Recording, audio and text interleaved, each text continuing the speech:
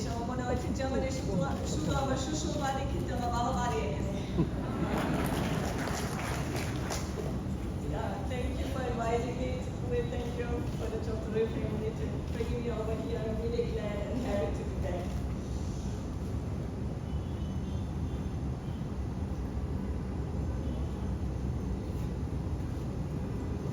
Yes, architecture to me is a tool to improve lives, and I know very well that our profession contributes massively to climate change and to social injustice. But I'm a stubborn idealist. I strongly believe that we can do better with our profession. We can build in harmony with nature, with the planet, and we can also foster social justice, and we can enhance our cultural diversity.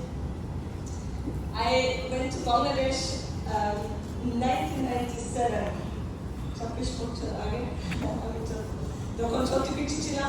This was the picture I sent in a letter to Deepshika, the NGO that hosted me. It was the pre-email era. There was no email existing that time. I only sent the letter, never got a reply. I only heard through others that they would pick me up. I was that scared of what to expect.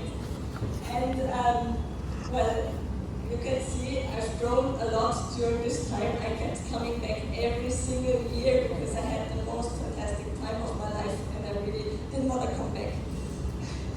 Didn't want to come back to Germany. So I was here first as a development learner in the northern part of Bangladesh, Konagat and Dinajpur.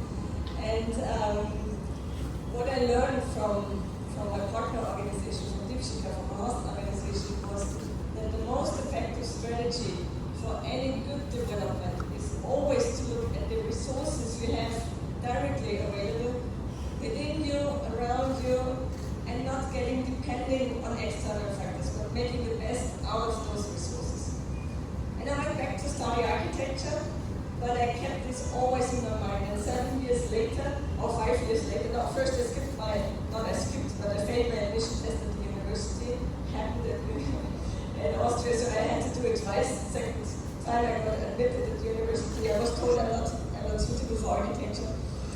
But I made it eventually, and as my diploma project, I designed a school for Dinajpur, for the NGO, for Deepshika, and I did just the same what I had learned from them all the years ago.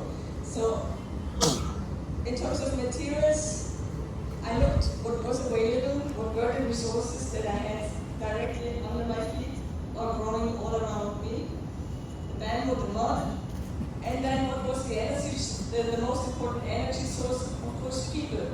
These days, when we talk about energy, we talk about electricity, about solar, about nuclear, we talk about gas, oil, and so on. But we forget that each and every one of us